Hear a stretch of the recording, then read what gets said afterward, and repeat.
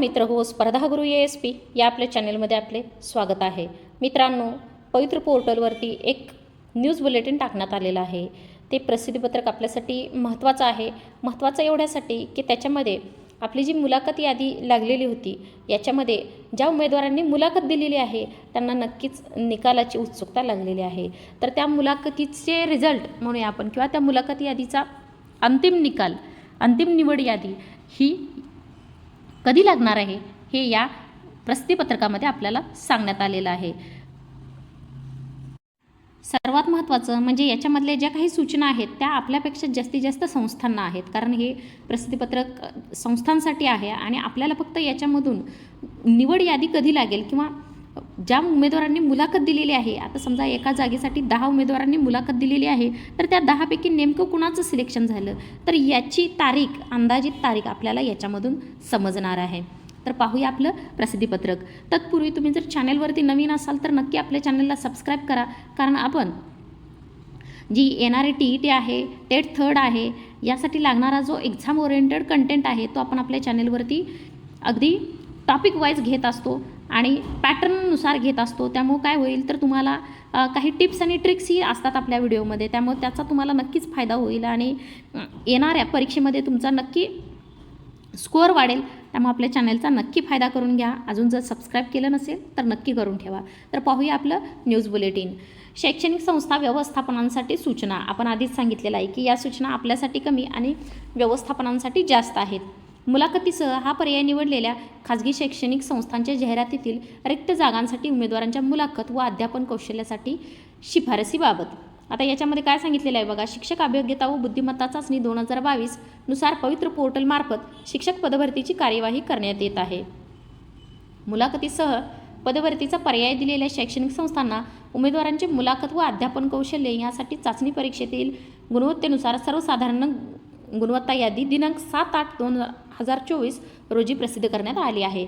मुलाखत अध्यापन कौशल्य यासाठीची कार्यवाही व्यवस्थापनाकडून करण्यासाठी साधारणतः 9 तारखेपासून ते 31 ऑगस्टपर्यंतचा हा कालावधी देण्यात आलेला होता, की जो सध्या संपलेला आहे. यानंतर महत्त्वाचं काय आहे की इथून पुढं सदर मुलाखत व अध्यापन कौशल्यानंतर निवडलेल्या उमेदवारांना नियुक्ती आदेश निर्गमित करण्यापूर्वी निवड प्रक्रियेतील प्रशासकीय कार्यवाही करण्यासाठी पोर्टलवरील आवश्यक नोंदी पूर्ण करणे आवश्यक आहे. यासाठी शैक्षणिक संस्था व्यवस्थापनावरील मुलाखत व अध्यापन कौशल्यानंतर पोर्टलवर गुणदान, निवड, प्रतीक्षाधीन इत्यादी आवश्यक नोंदी करण्यासाठी दिनांक 7/9/2024 पर्यंत पोर्टलवर सुविधा सुरू राहील. हे सगळ्यात महत्त्वाचं आहे की 7/9/2024 पर्यंत तरी आपली जी ही निवड यादी आहे पोर्टलवरची मुलाखतीवाल्यांची ती लागणार नाही. त्यानंतर आपल्याला काही दिवसामध्ये किंवा अगदी 8 तारखेलाच ती यादी पाहायला मिळू शकेल. पवित्र पोर्टलवरील निवड प्रक्रियेची पूर्ण माहिती नोंद केल्यानंतरच निवड केलेल्या उमेदवारांना संस्था स्तरावरून प्रत्यक्ष नियुक्ती आदेश निर्गमित करता येतील. मुलाखतीसह या प्रकारातील मुलाखत व अध्यापन कौशल्य यासाठीच्या नोंदी दिनांक 7/9/2024 नंतर व्यवस्थापन स्तरावरून करण्यात येणार नाहीत याची नोंद घ्यावी. साहजिकच ज्या ज्या संस्थांना उमेदवार सज्ज झालेले होते त्या संस्थांनी त्यांच्या मुलाखती घेतलेल्या आहेत, अध्यापन कौशल्यही पाहिलेलं आहे आणि आता जो काही गुणदान तक्ता आहे, गुणदान असेल किंवा इतर गोष्टी असतील त्याच्या नोंदी ह्या पोर्टलवरती पूर्ण करून त्यानंतरच त्यांना नियुक्ती आदेश हे द्यायचे आहेत. तर हे व्यवस्थापनांसाठीचं असं महत्त्वाचं प्रसिद्धीपत्रक आहे. आपल्यासाठी एवढं महत्त्वाचं की आपल्याला याच्यामधून तारीख समजणार आहे की साधारणतः आठवड्यानंतर आपल्याला ते याद्या पाहायला मिळतील. कारण असं आहे की सर्व संस्था ह्या काय आपण असं म्हणू की देण्याघेण्याच्या व्यवहारामधल्या नव्हत्या. काही संस्थांमध्ये पारदर्शक भरती प्रक्रिया झालेली आहे, त्यामुळे नक्कीच तिथल्या उमेदवारांना उत्सुकता आहे की नेमकं कुणाचं सिलेक्शन झालं. 10 पैकी साधारणतः 5 ते 7च विद्यार्थ्यांनी साधारणतः आपण म्हणतोय मुलाखती दिलेल्या आहेत. 10 पैकी 10 मुलाखती दिल्यात अशा संस्था खूप कमी आहेत. कारण ज्या उमेदवारांचं सिलेक्शन झालेलं आहे ऑलरेडी, झडपी असेल किंवा इतर कोणती शासकीय आस्थापना, तेच उमेदवार पुन्हा संस्थावरती सिलेक्ट झालेले आहेत. त्यामुळं साहजिकच ते तिथं मुलाखतीसाठी हजर राहिलेले नाही आहेत, परंतु इतर लोकांची आपण असं म्हणूया की संधी त्यांनी तिथं हिसकावून घेतलेली आहे, कारण त्यांना तिथं जायचं तर नाही आहे आणि जे खालचे कॅन्डिडेट सिलेक्ट झालेले असते त्यांनाही तिथं संधी त्यामुळे मिळालेली नाही.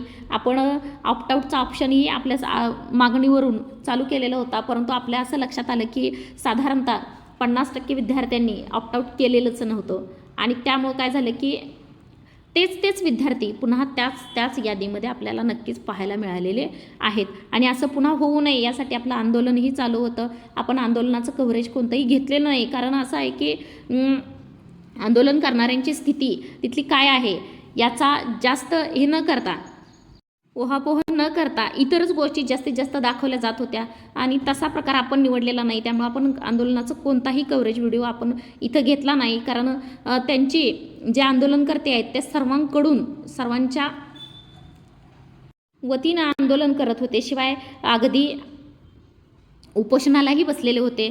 त्यामुळं अशी कंडिशन आणि याचंच असं थोडक्यात की आपण तिथं गेलेलो नाही आणि आपल्या फायद्यासाठी फक्त व्हिडिओ करणं हे काय मला पटलं नाही. त्यामुळे मी आंदोलनाचा कोणताही व्हिडिओ केलेला नाही आहे.